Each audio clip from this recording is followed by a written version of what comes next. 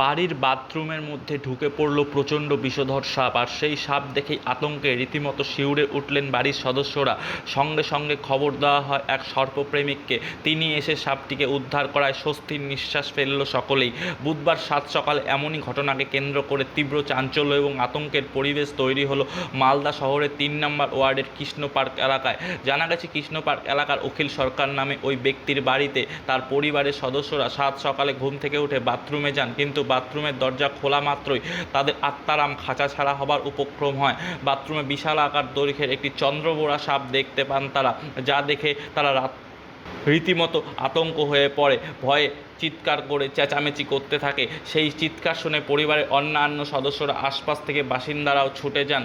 তারাও বাড়ির বাথরুমে বিষধর সাপটিকে দেখতে পেয়ে রীতিমতো শিউরে ওঠেন। তৎক্ষণাৎ খবর দেওয়া হয় হীরেন সুতার নামে এক সর্পপ্রেমিককে। তিনি এসে সাপটিকে ধরতে কৃষ্ণ পার্ক এলাকায় ছুটে যান এবং কলা কৌশল দেখিয়ে কিছুক্ষণের মধ্যেই সাপটিকে বস্তাবন্দি করেন। আর সাপ বস্তাবন্দি হবার পরেই স্বস্তি ফেরে পরিবারের সদস্যদের। আমি এখানে সকালবেলা একটা খবর পেলাম যে এরকম বাড়িতে একটা বড় একটা সাপ, ওরা তো অজগর ভাবছিল, বড় সাপ ঢুকেছে। আসলাম, দেখলাম বড় একটা চন্দ্রবোড়া সাপ।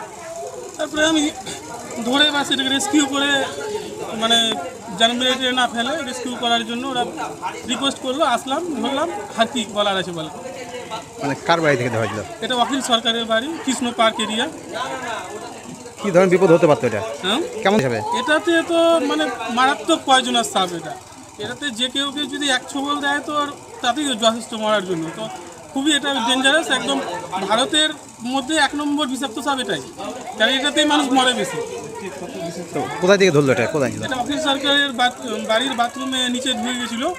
ওরা তো ভয় পেয়ে যেয়ে তারপরে দরজা লাগিয়ে দিয়েছিল। তারপরে কোনো মাধ্যম থ্রু আমাকে একটা ফোন করলো।